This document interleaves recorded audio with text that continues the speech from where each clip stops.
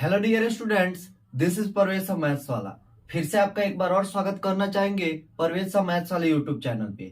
जैसा कि जो ये बैच चल रहा है, जिस बैच का नाम हौसला बैच है, और ये जो बैच है वह बैच क्लास 10th के लिए है। जो क्लास 10th में जितने भी स्टूडेंट जो 2024 यानी 2024 में परीक्षा देने वाले हैं, वे सभी स्टूडेंट इस बैच से जुड़कर यानी हौसला बैच से जुड़कर अपने जितने भी कॉन्सेप्ट है उसको क्लियर करा सकते हैं।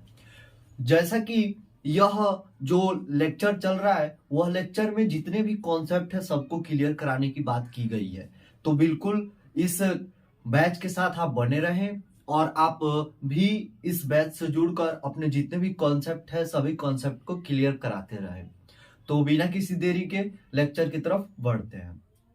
पिछले जो लेक्चर थे उसमें हम लोग सम संख्या और विषम संख्या और संख्या पे आधारित कुछ ऐसे कंसेप्ट के बारे में सीखे। लेकिन अब संख्याओं के बारे में हमको आगे पढ़नी है। वह संख्या क्या है? तो वह है हमारा आता है अभाज्य संख्या।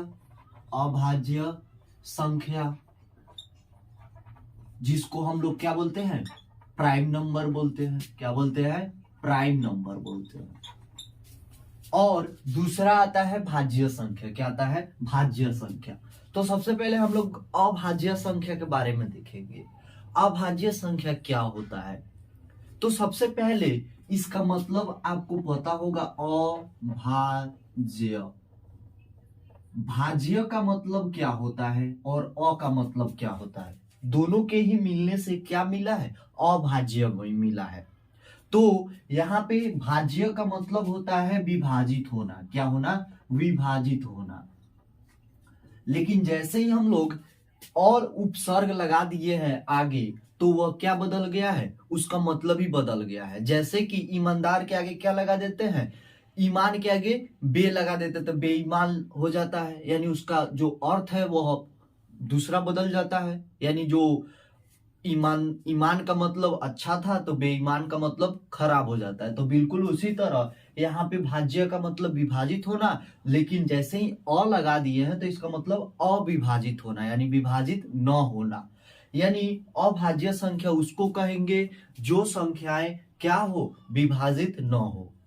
तो विभाजित न होगी तो वैसी संख्याओं को हम लोग क्या कहते हैं? अभाज्य संख्या कहते हैं। फिर भी इसमें अभाज्य संख्या ऐसी होती है जो एक से, यानी एक जो होता है वन, यह एक से क्या होती है? विभाजित होती है और खुद से विभाजित होती है। किससे विभाजित होती है? खुद से। यानी कोई भी अगर नंबर देखा जाए, कोई भी संख्या अगर देखा जाए इस दुनिया में, तो वह नंबर खुद से विभाजित हो जाता है। जैसे 10 10 से भाग लग जाएगा, 20 20 से भाग लग जाएगा, 3 3 से भाग लग जाएगा, 2 2 से भाग लग जाएगा। लग जाएगा कि नहीं लग जाएगा? तो बिल्कुल उसी तरह यहाँ पे जो एक होता है और वह नंबर खुद से क्या हो जाता है? विभाजित हो जाता है। तो उसको हम लोग क्या बोलते हैं? जो विभाजित हो जाता है, दो केवल अपने से विभाजित हो और एक से विभाजित हो, तो उसी को हम लोग क्या बोलते हैं? अभाज्य संख्या बोलते हैं। क्या बोलते हैं? अभाज्य संख्या बोलते हैं। अब सबसे पहले अभाज्य संख्या पढ़ने से पहले एक गुणनखंड टॉपिक आता है। क्या आता है? गुणनखंड। यानी गुणनखंड। गुणनखंड। गुणन मतलब तो पता है क्या होता है? मल्टीप्लाई करना। यानी इस तरह का सिंबल रहता है, ऐसा सूचित करते हैं कि नहीं करते हैं? जैसे 5 को लिखना हो तो क्या लिखेंगे? 5 गुने 1 लिखेंगे। या उसके बाद में क्या लिखेंगे? अगर 10 को लिखना हो तो 2 गुने 5 गुने 1, ऐसा लिखते हैं कि नहीं लिखते हैं? बिल्कुल लिखते हैं। तो यह जो अभाज्य संख्या होती है, अभाज्य संख्या का जो गुणनखंड होता है, वह गुणनखंड 2 होता है। कितना होता है? 2 होता है। क्या होता है? उसका गुणनखंड 2 होता है। केवल वह एक होता है और यह खुद होता है। तो उसी को हम लोग क्या बोलते हैं? अभाज्य संख्या बोलते हैं। तो इसका डिफिनीशन लिखेंगे। तो डिफिनीशन, इसका परिभाषा क्या होगा? तो अभाज्य संख्या क्या कहलाएगी? तो लिखेंगे वह संख्या। क्या लिखेंगे? वह संख्या जिसका गुणनखंड, जिसका गुणनखंड गुणनखंड केवल दो हो, कितना हो, दो हो, तो वह अभाज्य संख्या कहलाती है, अभाज्य संख्या कहलाती है। इसके अलावा एक और परिभाषा हो सकता है किसके आधार पर, तो वह संख्या जो केवल अपने से और एक से विभाजित हो, तो उसको क्या कहेंगे हम लोग, उसी को हम लोग कहेंगे अभाज्य संख्या। तो यहाँ पे एक और परिभाषा क्या लिख सकते हैं, तो लिखेंगे वह संख्या, क्या लिखेंगे, वह संख्या जो केवल एक से और स्वयं से विभाजित हो, स्वयं से विभाजित हो, तो वह अभाज्य संख्या होता है, अभाज्य संख्या होता है। जो केवल एक से विभाजित हो और वह खुद से विभाजित हो, तो उसी को हम लोग क्या बोलेंगे, अभाज्य संख्या बोलेंगे।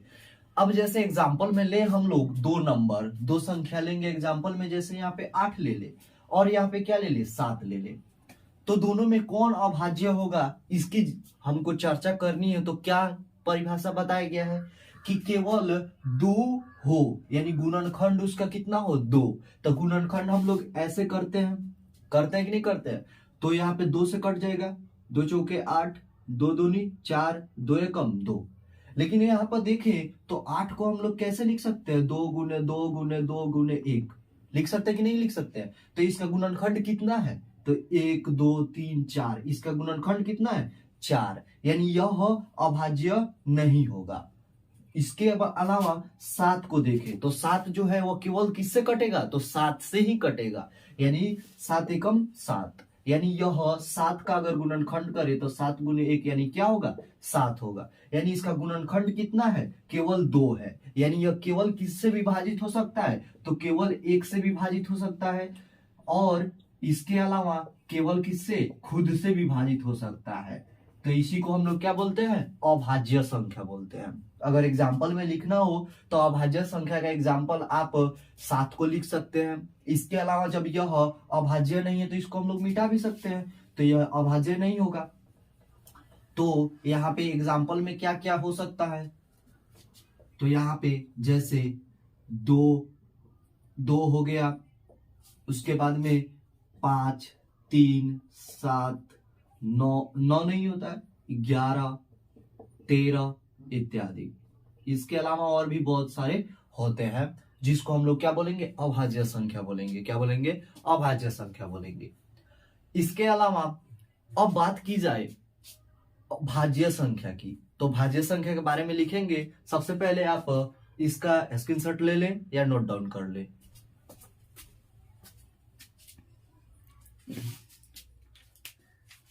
अब यहाँ पे पढ़नी है भाज्य संख्या, जिसको इंग्लिश में क्या बोलते हैं, कंपोजिट नंबर बोलते हैं।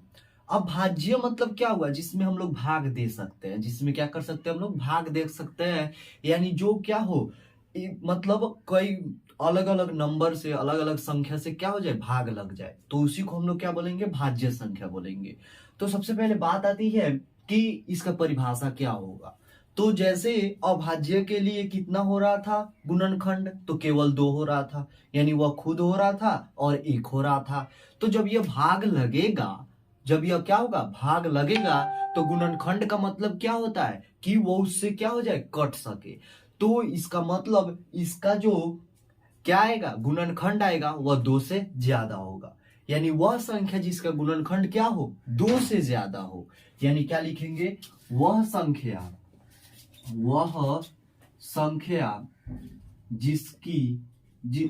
जिसका गुणनखंड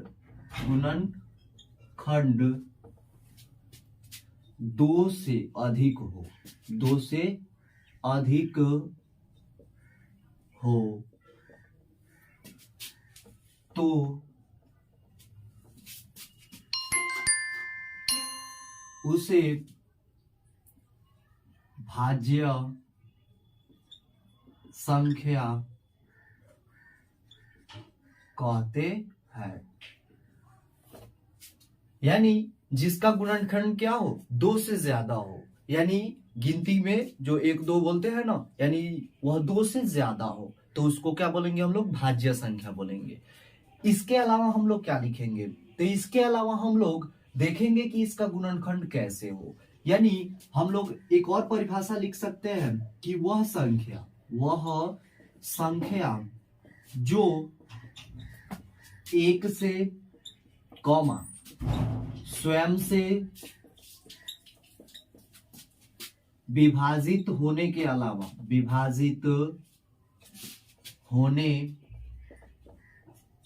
के अलावा और दूसरे संख्या से विभाजित हो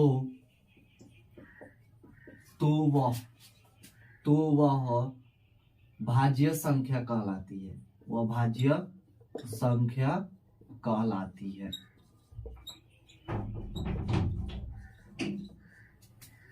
यह क्या कहलाएगी, भाज्य संख्या कहलाएगी। अब इसका परिभाषा कैसे देंगे, तो यहाँ पे जैसे 28 दे दिया जाए, तो 28 को अगर भाग लगाएंगे तो 2 से कट जाएगा, 14 2 जा 28, यानी 14 2 सते 14, और यहाँ पे 7 एकम 7, तो यहाँ पे क्या होगा, यह हम लोग 28 को क्या लिख सकते हैं, 2 गुने 2 गुने 7 गुने 1 लिख सकते हैं कि नहीं लिख सकते हैं। तो इसका देखे तो अगर इसका गुणनखंड कितना है, 4 गुणनखंड है। कितने गुणनखंड है, 4 गुणनखंड है। इसका मतलब यह 2 से भी कट सकता है, 14 से भी कट सकता है, 7 से भी कट सकता है और 1 से भी कट सकता है।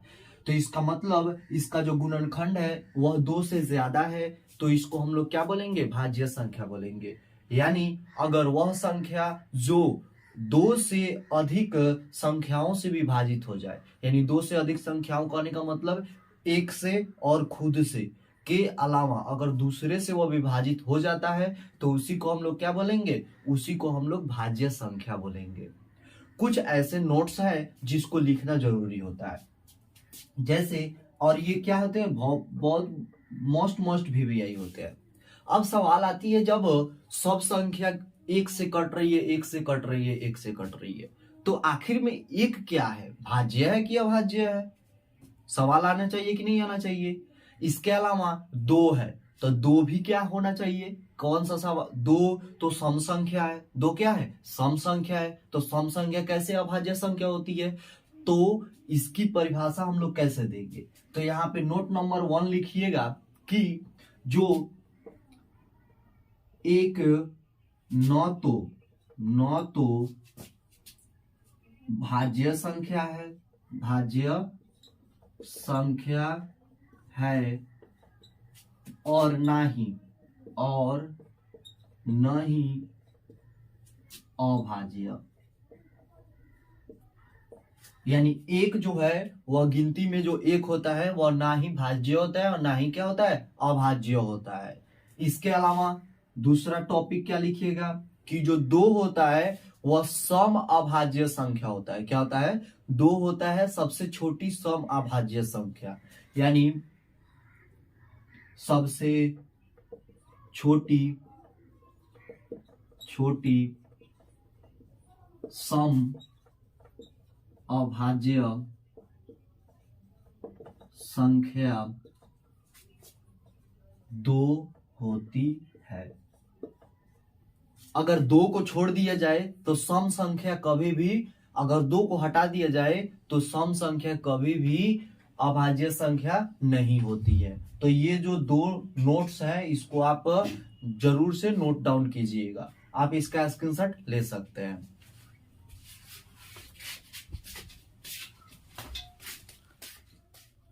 अब बात आती है भाज्य और अभाज्य संख्याओं से जो निकलकर एक टॉपिक आता है, दोनों को मिक्स कर दिया जाए, मिला दिया जाए, तो वही टॉपिक का नाम निकल कर आता है सअभाज्य संख्या, जिसको इंग्लिश में हम लोग बोलते हैं को प्राइम नंबर। क्या बोलते हैं, को प्राइम नंबर।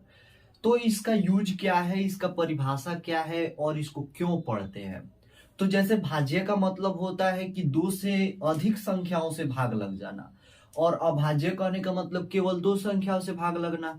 लेकिन अगर दोनों में से एक एक को निकाल कर आपस में रखा जाए और उसका एचसीएफ क्या हो, उसका एचसीएफ यानी मसा हो, मसा क्या हो, केवल एक हो, क्या हो, मसा एक हो, तो वह संख्याएं क्या कहलाती है, अभाज्य संख्या कहलाती है। क्या कहलाती है, अभाज्य संख्या कहलाती है। जैसे यहाँ पे आपको 12 दे दिया जाए, क्या दे दिया जाए, 12 दे दिया जाए और 5 दे दिया जाए, और यह जो अभाज्य संख्या होती है वो हमेशा किस में रहती है, जोड़ा में रहती है। हमेशा कहाँ रहती है, जोड़ा में। जोड़ा मतलब पेयर। जैसे आप चप्पल पहनते हैं ना, तो चप्पल आप जाते हैं दुकान में, बोलिएगा कि मुझे एक चप्पल चाहिए, तो चप्पल एक देगा कि दो देगा, तो दो देता है। कि कभी भी दुकानदार दो देगा, क्योंकि वो हमेशा जोड़ा में रहता है। मोजा भी जोड़ा में रहता है, कैंची भी आपस में जोड़ा में ही रहता है। तो उसी तरह यहाँ पे जो अभाज्य संख्याएं होती है वो हमेशा कहाँ रहती है, पेयर में रहती है। तो अगर जैसे 12 को देखें तो 12 क्या है, तो 12 भाज्य संख्या है। 12 क्या है, भाज्य है, यानी 2 छक 12 और यहाँ पे 2 तिहाई 6। यानी उसके बाद अलावा 5 की बात करें तो 5 एकम 5, केवल दो संख्याओं से कट रहा है, तो यह क्या है, यह अभाज्य है। यह क्या है, अभाज्य है। और यह 12 की बात करें तो 12 क्या है, भाज्य है। लेकिन दोनों को अगर मिला दिया गया है, 12 और 5 का जोड़ा बना दिया गया है, 12 और 5 का, तो अगर इसका HCF क्या आए, केवल एक आए, केवल क्या आए, एक आए, तो उसी को हम लोग क्या बोलेंगे, अभाज्य संख्या बोलेंगे। अभाज्य नहीं, क्या बोलेंगे, अभाज्य संख्या। क्या बोलेंगे, अभाज्य संख्या। तो 12 का देखेंगे तो 12 का 2 छक 12, 6 को तोड़ेंगे तो 2 तिहाई 6 होता है, और एक से एक तो सब में आता है। और 5 की बात करें तो 5 गुने 1, तो एक तो कॉमन हो रहा है, केवल एक ही कॉमन हो रहा है। तो HCF का मतलब क्या होता है, जो दोनों में कॉमन मिले, तो दोनों में कॉमन क्या मिल रहा है, एक मिल रहा है। तो अगर इसका दोनों संख्याओं का HCF यानी मसा एक हो, तो उसी को क्या बोलते हैं हम लोग, अभाज्य संख्या बोलते हैं। अगर बात की जाए यहाँ पे, जैसे मान के चलिए 12 दे दिया जाए और यहाँ पे 8 दे दिया जाए, क्या यह अभाज्य है कि नहीं है, तो इसको चेक करेंगे। तो 12 और 8 का तो देखेंगे तो 2 छक 12, 2 चौके 8, 2 तिहाई 6 और 2 दूनी 4, अब तो नहीं कटेगा। तो यहाँ पर देखें तो दोनों में कॉमन क्या मिल रहा है, 2 2 कॉमन मिल रहा है, यानी इसका HCF क्या हो जाएगा, 2 गुने 2, यानी इसका HCF कितना है, 4 है। एक के बराबर नहीं ना है, यह एक के बराबर नहीं है, तो यह जो 12 और 8 होगा वह अभाज्य नहीं होगा, वह अभाज्य संख्या नहीं होगा। तो यही अभाज्य संख्या की परिभाषा है। अभाज्य संख्या किसको कहेंगे, तो वह संख्याएं, यानी वह संख्या नहीं, वह दो संख्याएं जिसका HCF यानी महत्तम समापवर्तक केवल एक हो, तो उसी को क्या बोलते हैं, अभाज्य संख्या बोलेंगे। अब इसके बाद में दो और संख्याओं के बारे में देखना है, उसके बाद में हम लोग वास्तविक संख्या की ओर बढ़ेंगे, जो हमारा चैप्टर का नाम है। पहले आप इसका स्क्रीनशॉट ले लें।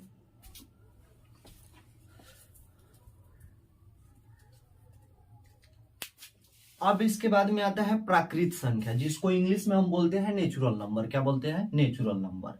अब नेचुरल नंबर क्या होता है, तो नेचुरल नंबर मतलब होता है गिनती की संख्याएं। अब गिनती की संख्याएं तो कहां से शुरू होती है, एक से शुरू होती है।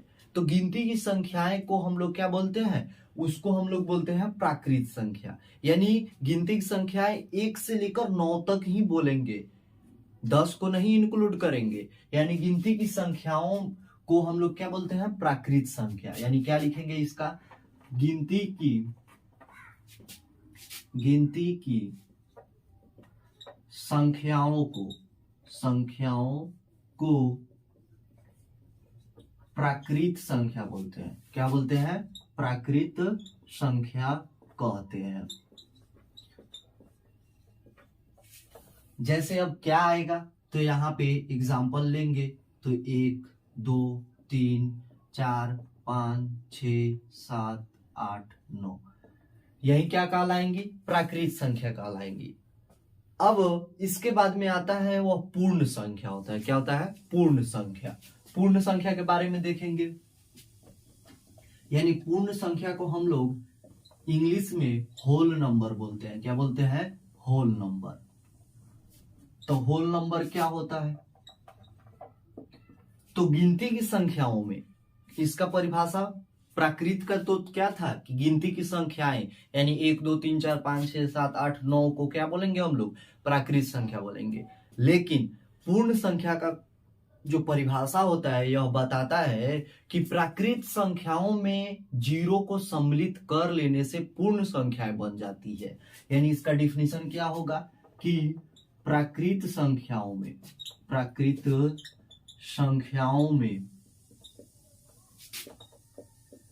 शून्य को सम्मिलित करने पर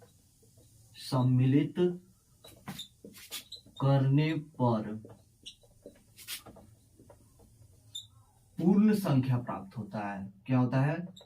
पूर्ण संख्या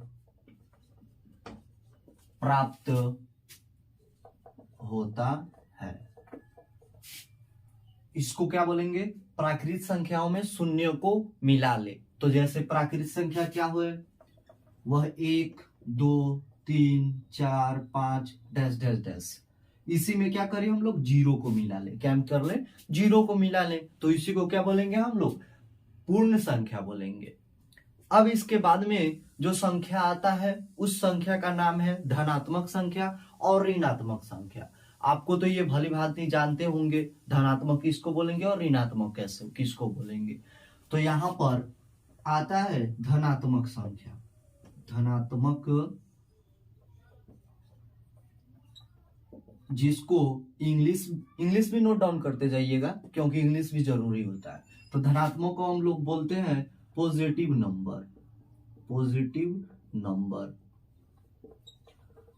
तो धनात्मक संख्या क्या होती है? तो धनात्मक संख्या जिसके आगे क्या हो?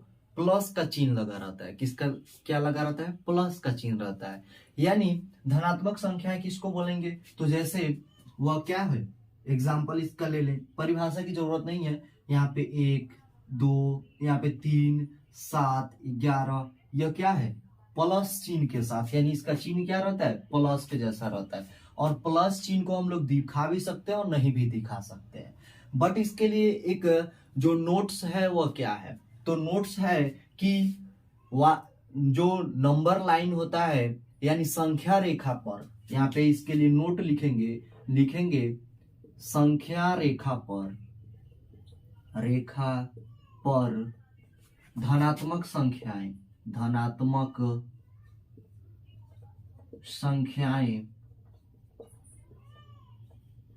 दाहिने तरफ अंकित होती है। यानी धनात्मक संख्याओं को कहां पे दिखाते हैं? संख्या रेखा पे, नंबर लाइन, उसको बाद में बताएंगे, उसका भी जरूरत है। तो उसको कहां दिखाते हैं? तो दाहिने तरफ। लेकिन इसके बाद में एक आता है जिसको हम लोग बोलते हैं ऋणात्मक संख्या। क्या बोलते हैं? ऋणात्मक संख्या, जिसको इंग्लिश में बोला जाए तो इसको बोलेंगे निगेटिव नंबर। क्या बोलेंगे? Negative number.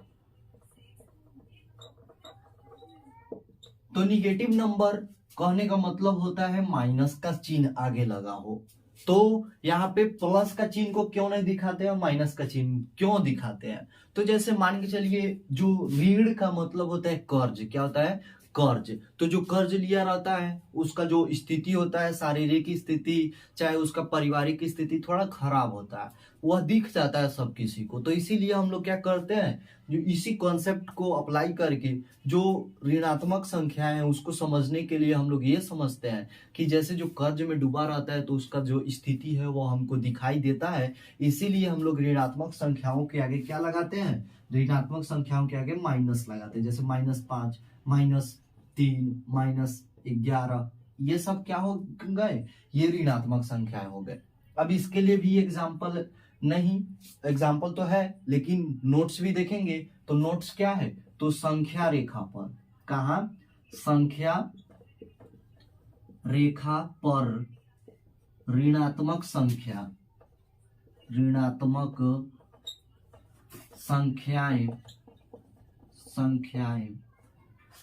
बाएं तरफ, कहा बाएं तरफ अंकित होती है। अंकित मतलब दर्शाई हुई रहती है। तो यह जो टॉपिक था, यह टॉपिक में बस समझना यह था, प्राकृत संख्या यानी गिनती की संख्याएं 1 2 3 4 5 6 7 8 9, और उसी में जीरो को मिला ले तो पूर्ण संख्या, और जो प्लस चिन्ह के साथ हो यानी संख्या रेखा पे दाहिने तरफ हो तो उसको धनात्मक संख्या, और संख्या रेखा पर बाएं तरफ हो तो उसको क्या बोलेंगे हम लोग, ऋणात्मक संख्या बोलेंगे। अब इसके बाद में दो और संख्याओं के बारे में तीन देखना है, जिसमें परिमेय संख्या, अपरिमेय संख्या, इसके अलावा जो होता है वह क्या होता है, एक मिश्र संख्या, उसके बारे में देखेंगे। उसके बाद में वास्तविक संख्या के बारे में देखेंगे। पहले इसका नोट डाउन कर ले और चाहे स्क्रीनशॉट ले ले।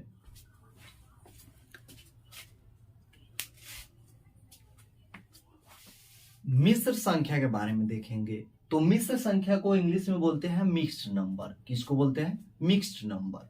तो मिक्स्ड नंबर क्या होता है, तो परिमेय संख्याओं और पूर्ण संख्याओं का जो सम्मिलित रूप होता है उसी को क्या बोलते हैं हम लोग, मिश्र संख्या बोलते हैं। अब परिमेय संख्या किसको बोलेंगे, तो इसको भी पहले समझ ले। तो मिश्र संख्या समझने से पहले परिमेय संख्या समझेंगे। तो परिमेय संख्या जिसको हम लोग रेशनल नंबर बोलते हैं, क्या बोलते हैं, रेशनल नंबर, यानी परिमेय संख्या, यानी इसको क्या बोलेंगे हम लोग, रेशनल नंबर बोलेंगे। तो वह संख्या जिसे P बाई Q के रूप में लिख सके, यानी वह संख्या जिसे P बाई Q के रूप में लिखा जा सके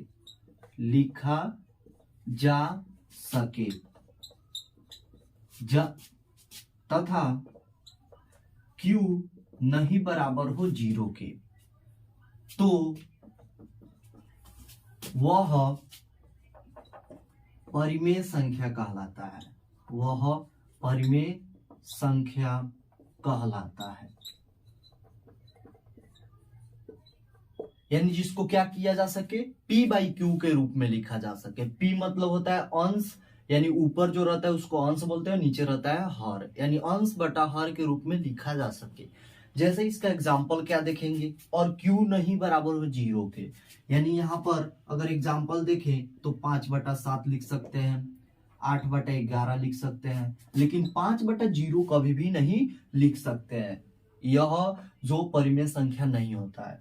इसके अलावा अगर ये ऐसे दे दिया जाए 0.57, तो ये परिमेय है कि नहीं है, तो आप बोलिएगा नहीं है। बट यहाँ पे जैसे हम लोग इसको दशमलव को हटाएंगे तो यह क्या आएगा, 57/100 आएगा। तो यह भी तो P बाई Q के रूप में है कि नहीं है, यानी जो दशमलव वाला नंबर होता है, यानी 0.52 बात की जाए, 0.003 बात की जाए, तो ये भी क्या होती है, परिमेय संख्याएं होती है। तो यही परिमेय संख्या और पूर्ण संख्या का जो सम्मिलित रूप होता है वही क्या होता है, मिश्र संख्या होता है। तो यहाँ पे लिखेंगे पूर्ण संख्या तथा परिमेय संख्या का सम्मिलित रूप मिश्र संख्या कहलाती है। मिश्र संख्या कहलाती है। जहां पे अगर कॉन्सेप्ट समझ में ना आए फिर वीडियो को पीछे कीजिएगा, चाहे उस कॉन्सेप्ट को जहां पे ना समझ में आया उसको कमेंट बॉक्स में लिख दीजिएगा। मैं कमेंट बॉक्स में हर एक कमेंट को पढ़ता हूं और पढ़कर सभी कमेंट का जो निदान है, उसका सॉल्यूशन है, उसको मैं अगले वीडियो में बताने की कोशिश करूंगा। तो यहाँ पे मिश्र संख्या कहते हैं। एग्जाम्पल में क्या ले सकते हैं, तो पूर्ण संख्या किसको बोलते हैं, जो पूरा हो, यानी 5, 7, 8। जैसे यहाँ पे 5 ले ले, इसके बाद में यहाँ से एक परिमेय संख्या का जो सम्मिलित रूप होता है, यानी उसको मिला दिया जाए, यानी 5 को तो पूर्ण बोल देंगे और यहाँ पे 5 बटा अगर 7 लिख दे तो यही क्या कहलाता है, मिश्र संख्या कहलाता है। इसके अलावा यहाँ पे 8, 4/3, तो यह क्या कहलाएगा, मिश्र संख्या कहलाएगा। तो इसी को हम लोग मिश्र संख्या बोलेंगे। इसके अलावा परिमेय संख्या के बारे में जाने, इसके बाद में हम देखेंगे अपरिमेय संख्या। क्या देखेंगे, अपरिमेय संख्या। तो यहाँ पे लिखेंगे अपरिमेय संख्या, जिसको इंग्लिश में बोलते हैं इरेशनल नंबर, रेशनल नंबर। इसका परिभाषा वह है कि वह संख्या जिसे p/q के रूप में न लिखा जाए, यानी क्या लिखेंगे, वह संख्या जिसे p/q के रूप में न लिखा जाए, न लिखा जाए तो उसे अपरिमेय संख्या बोलते हैं। क्या बोलते हैं, अपरिमेय संख्या बोलते हैं, अपरिमेय संख्या कहते हैं। इसका एग्जाम्पल क्या लिखेंगे, यानी p/q के रूप में न लिखा जाए, यानी अंश और हर के रूप में न लिखा जाए, तो उसी को क्या बोलेंगे हम लोग, अपरिमेय संख्या बोलेंगे। जैसे यहाँ पे जो बोल दिया जाए, √5 बोल दिया जाए, √11 बोल दिया जाए, यहाँ पे 27 बोल दिया जाए, तो इसी को क्या बोलेंगे हम लोग, अपरिमेय संख्या बोलते हैं। तो यहाँ पे परिमेय संख्या के बारे में समझे, यानी जिसको p/q के रूप में लिखा जा सके, जहाँ q का मान 0 के बराबर नहीं होना चाहिए। इसके अलावा जो अपरिमेय है, उसको अपरिमेय को क्या बोलेंगे, जिसको p/q के रूप में न लिखा जा सके, तो उसी को अपरिमेय बोलेंगे। जैसे √11, √13, √5, √27। इसके अलावा मिश्र संख्या के बारे में बताए हैं, तो मिश्र संख्या किसको बोलेंगे, तो वह संख्या जिसको पूर्ण संख्या और परिमेय संख्या के सम्मिलित रूप को मिश्र संख्या बोलेंगे। आप इसका स्क्रीनशॉट ले सकते हैं।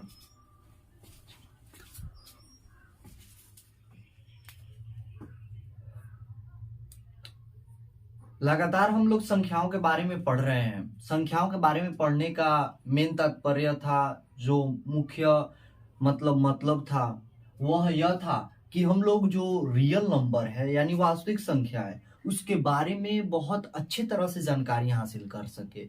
ये नहीं कि अगर बात की जाए चैप्टर के अंदर में क्वेश्चन बनाते समय कि वहां पे भाज्य संख्या के बारे में वहां पे बोल दिया जाए कि इसको अभाज्य गुणनखंड विधि से बनाइए, इसको भाग विधि से बनाइए, इसका HCF यानी मौसा इसको अभाज्य गुणनखंड विधि द्वारा बनाइए, तो उस समय आपको अभाज्य संख्या के बारे में पता ही नहीं हो, तो उस समय आपको फिर टटोलना पड़ेगा बुक वगैरह। तो इससे बेहतर है कि हम लोग पहले ही क्यों ना पढ़ ले, शुरुआत क्लास में ही, और इसका उपयोग बार बार होने वाला है, इसीलिए हम लोग इसके बारे में पहले ही पढ़ लिए।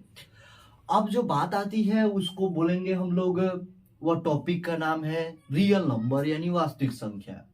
और इसमें जो मेन किरदार है, मेन जो टॉपिक है, वह टॉपिक रिलेट करता है, डायरेक्ट संबंधित है यूक्लिड से। यूक्लिड एक महान गणितज्ञ थे और उन्हीं के आधार पर दो संख्याओं के बीच में जो मौसा निकालने का विधि है, यानी HCF फाइंड करने का विधि है, उसी के बारे में पढ़ना है। अब सबसे पहले बात आती है कि HCF अगर निकालनी है तो HCF का मतलब क्या होता है। तो HCF के बारे में हम लोग सबसे पहले देखेंगे। तो HCF का मतलब होता है, जिसको इंग्लिश में हम लोग बोलते हैं हाईएस्ट कॉमन फैक्टर, और जिसको हिंदी में बोलते हैं महत्तम समापवर्तक, यानी शॉर्टकट में मौसा बोलते हैं। क्या बोलते हैं, मौसा बोलते हैं।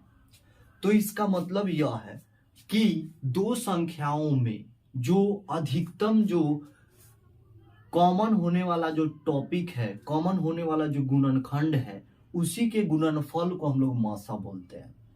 जैसे अगर यहाँ पे अगर लिख दिया जाए 26 और यहाँ पे जैसे यहाँ पे 28 ले लिया जाए, क्या ले लिया जाए, 28 ले लिया जाए और यहाँ पे 14 ले लिया जाए, और इसकी बात की जाए कि इसका मौसा क्या होगा, तो 28 को अगर तोड़ा जाए, और जैसे अभाज्य गुणनखंड के बारे में बताया है ना, तो अभाज्य गुणनखंड का मतलब यह होता है कि हमको सबसे पहले अभाज्य संख्याएं जैसे 2, 3, 5, 7, 11, 13, इससे हम लोगों को क्या करनी रहती है, संख्याओं में भाग देनी रहती है।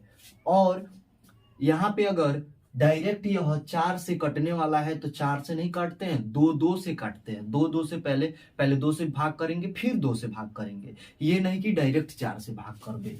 4 क्या है, भाज्य संख्या है, तो भाज्य संख्या के गुणनखंड में नहीं लिखना है, अभाज्य गुणनखंड में लिखना है। तो 2 से काटेंगे तो 14 दूना 28, फिर यहाँ से 2 से 2 सत्ते 14 और यहाँ पे 7 एकम 7, फिर 14 है तो 2 सत्ते 14 और 7 एकम 7।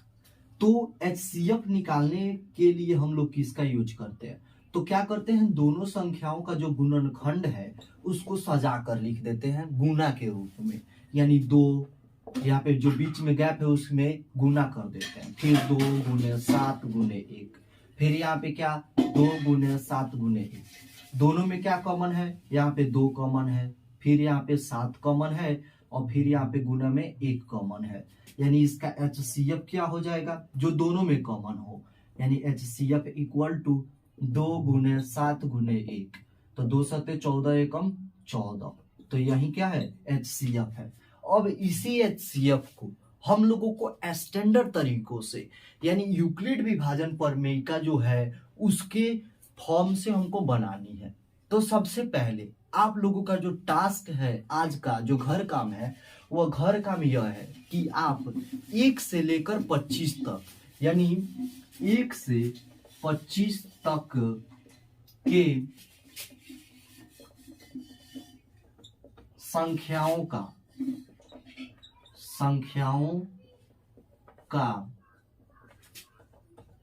वर्ग याद करना है।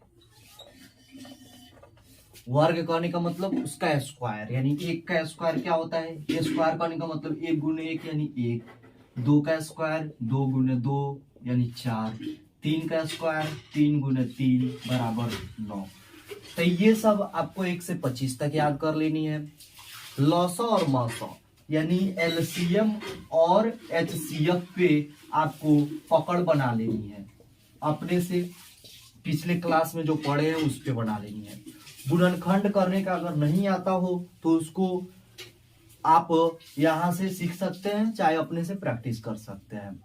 और साथ ही साथ यहाँ पे जो जितने भी कॉन्सेप्ट समझाए जा रहे हैं फिर से आप उसको अपने से दोहराने की कोशिश कीजिए।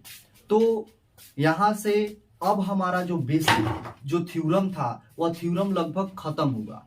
अब हम लोग अगले जो वीडियो है, अगले लेक्चर है, उस लेक्चर से हम लोग क्लास 10th का जितना भी जो कॉन्सेप्ट है, जो NCERT बेस्ड, भारती भवन बेस्ड, वो सभी बुकों से मैं कॉन्सेप्ट को आप लोगों को के सामने लाने की कोशिश करूंगा और साथ ही साथ आप लोगों को समझाने की कोशिश करूंगा। तो बिना किसी देरी किए आप हमारे चैनल को सब्सक्राइब कीजिए और एक लाइक करके कमेंट बॉक्स में कमेंट लिख दें, जो भी आपको प्रॉब्लम हो, चाहे हमारे वीडियो को देखने के बाद अच्छा लगा तो अच्छा लिख दे और साथ ही साथ अपने दोस्तों के पास शेयर कर दे। और ये जो हौसला बैच है, हौसला बैच से जुड़े रहे और हौसला दिन प्रतिदिन बढ़नी चाहिए, घटनी नहीं चाहिए। इसीलिए हमारे हौसला बैच में जो स्टूडेंट है, नंबर ऑफ स्टूडेंट यानी विद्यार्थियों की संख्या घटनी नहीं चाहिए, दिन प्रतिदिन आप लोगों की मदद से बढ़नी ही चाहिए। तो बने रहिए हौसला बैच के साथ। मिलते हैं अगले लेक्चर में। वीडियो देखने के लिए आपका